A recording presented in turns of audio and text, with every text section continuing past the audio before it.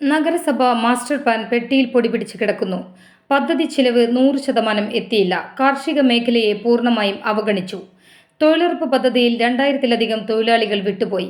നഗരസഭയുടെ അഭിമാന പദ്ധതികളായ ബൈപ്പാസ് നിർമ്മാണം, മലിനജല ട്രീറ്റ്മെന്റ് പ്ലാന്റുകൾ, വടക്കാഞ്ചേരി പുഴ നവീകരണം, വടക്കാഞ്ചേരി ഗ്രൗണ്ട്, സാംസ്കാരിക സമുച്ചയം, ടൗൺ ഹാൾ, എഞ്ചിനീയറിംഗ് കോളേജ്, വ്യവസായ എസ്റ്റേറ്റ്, 2 ബസ് സ്റ്റാൻഡുകളുടെ ആധുനികവൽക്കരണം, മുണ്ടത്തിക്കോട് എങ്കക്കാട് ശ്മശാനങ്ങൾ, ഓട്ടുപാറ അത്താണി മാർക്കറ്റുകൾ തുടങ്ങിയവയുടെ സ്ഥിതി വളരെ ദയനീയമാണ്.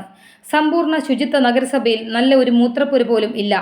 കുമ്പളങ്ങാട് മാലിന്യയാർഡിൽ നടപ്പിലാക്കി എന്ന് പറയുന്ന പദ്ധതികൾ നോക്കുകുത്തിയായി ബയോമൈനിങ്ങിൽ കോടികളുടെ അഴിമതി, പ്ലാസ്റ്റിക് മാലിന്യം ശേഖരിക്കൽ, തരംതിരിക്കൽ, വിൽക്കൽ തുടങ്ങിയവയിൽ ലക്ഷങ്ങളുടെ തിരിമറി.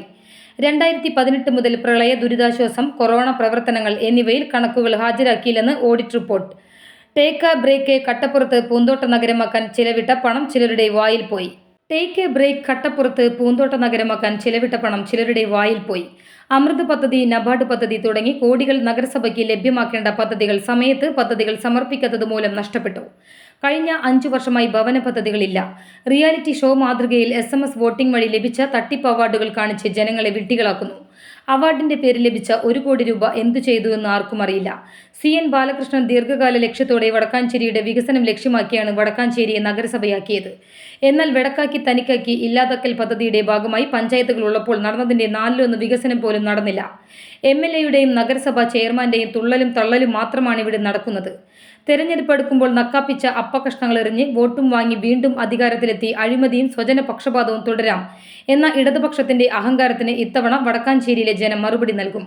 വടക്കാഞ്ചേരി നഗരസഭയിൽ ഇത്തവണ ഒരു ഭരണമാറ്റം ഉറപ്പാണെന്നും കോൺഗ്രസ് ചെയർമാനും പാർലമെന്ററി പാർട്ടി DCC ജനറൽ സെക്രട്ടറിയുമായ K. അജിത് കുമാർ സുപ്രീം വോയിസിനോട് പറഞ്ഞു. വടക്കാഞ്ചേരിയിൽ CPMന്റെ നേതൃത്വത്തിൽ വികസന ജാഥകൾ നടക്കുകയാണ്. അതോടൊപ്പം തന്നെ ഉദ്ഘാടന മാമാങ്കങ്ങളും കല്ലിടൽ മാമാങ്കങ്ങളും നടക്കുകയാണ്. 10 വർഷമായി വടക്കാഞ്ചേരി നഗരസഭ ഭരിക്കുന്നത് CPM നേതൃത്വത്തിലുള്ള ഇടതുപക്ഷമാണ്. ഇടതുപക്ഷം എന്ന് പറഞ്ഞാൽ CPM തന്നെയാണ് ബഹുഭൂരിപക്ഷം കൗൺസിലർമാരും.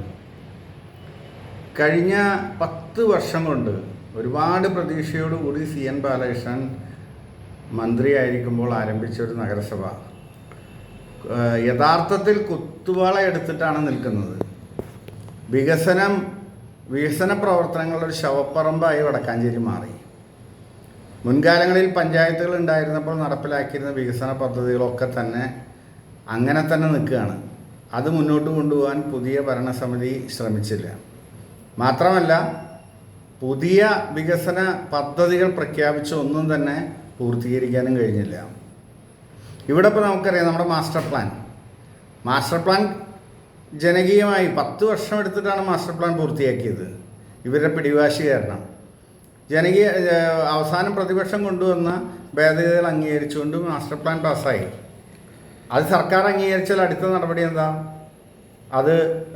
അതിൻ്റെ ഇംപ്ലിമെൻറ്റേഷൻ ഷെഡ്യൂൾ ഉണ്ടാക്കുക എന്നുള്ളതാണ്.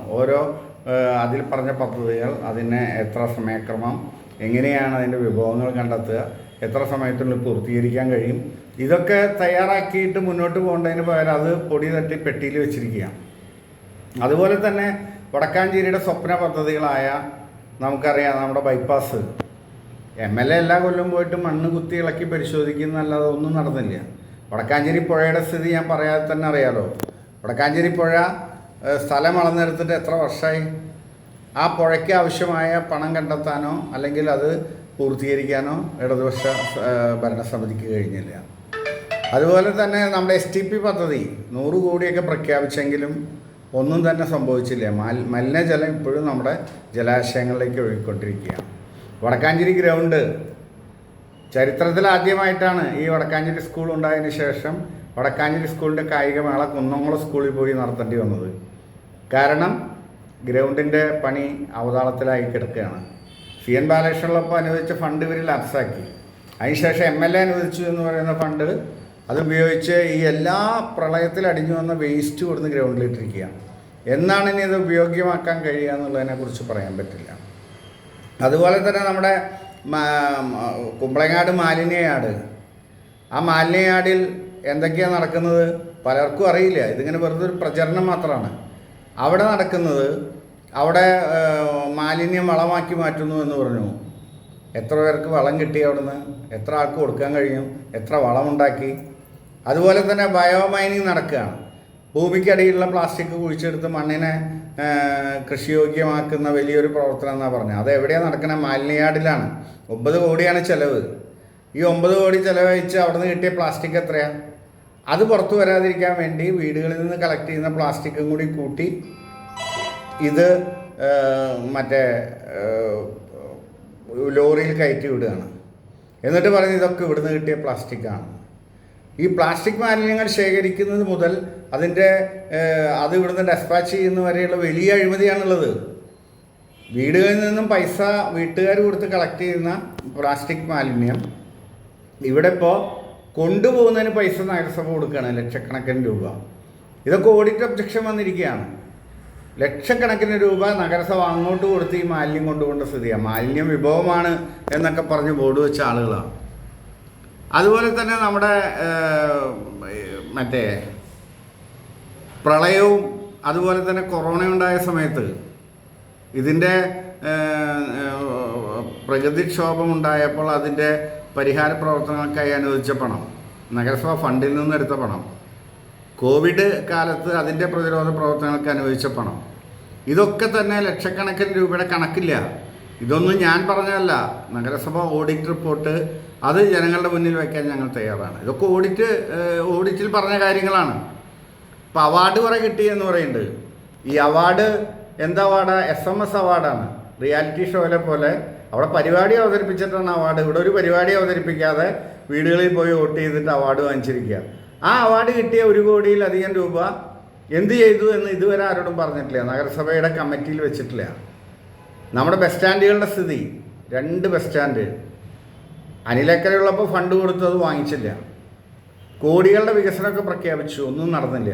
മൂത്രപ്പുര, ഒന്നും മൂക്ക് പൊത്താതെ കടക്കാൻ പറ്റുന്ന ഒരു മൂത്രപ്പുരയില്ലാത്ത ശുചിത്വ നഗരമാണ് വടക്കാഞ്ചേരി. 2 മാർക്കറ്റുകൾക്ക് 125 കോടി പ്രഖ്യാപിച്ചു. വല്ലതും നടന്നോ? ശ്മശാനങ്ങൾ 2 പണിതിട്ടിട്ട് അത് തുറന്നു കൊടുത്തില്ല. എഞ്ചിനീയറിംഗ് കോളേജിൻ്റെ സ്ഥിതി അവിടെ നിങ്ങളെല്ലാവരും മാധ്യമപ്രവർത്തകരും എല്ലാവരും കണ്ടതാണ്. 82 കോടി രൂപ അനുവദിച്ച് അത് പ്രവർത്തക യോഗ്യമാക്കിയില്ല. എന്ത് വികസനം നടന്നു എന്നാണ് വടക്കാഞ്ചേരി പറയുന്നത്? എന്ത് വികസന ജാഥയാണ് ഇവർ നടത്തുന്നത്?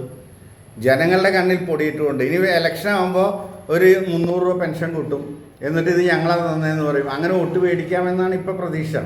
പക്ഷേ ഇടതുപക്ഷത്തോട് ഞങ്ങൾക്ക് പറയാനുള്ളത്, അങ്ങനെ കണ്ണിൽ പൊടിയിട്ടുകൊണ്ടൊന്നും ഈ തെരഞ്ഞെടുപ്പിൽ ജയിച്ച് കയറാമെന്ന് നിങ്ങൾ ധരിക്കേണ്ട. ഇവിടെ ജനങ്ങൾ ബോധമുള്ള കാര്യങ്ങൾ മനസ്സിലാക്കിയ ജനങ്ങളാണ് വടക്കാഞ്ചേരിയിലേത്. ഈ നിങ്ങളുടെ വികസന ജാഥ കൊണ്ടും നിങ്ങളുടെ എന്തെങ്കിലും നക്കാപ്പിച്ച എല്ലും കഷ എറിഞ്ഞു കൊടുത്തുകൊണ്ടും ഈ തവണ നഗരസഭാ തെരഞ്ഞെടുപ്പിൽ ഇടതുപക്ഷം വിജയിക്കാൻ പോകുന്നില്ല. അതിൽ ശക്തമായി കോൺഗ്രസിൻ്റെ ഇടപെടലുണ്ടാവും. ഈ നഗരസഭാ ഭരണം മാറും എന്നാണ് എനിക്ക് പറയാനുള്ളത്.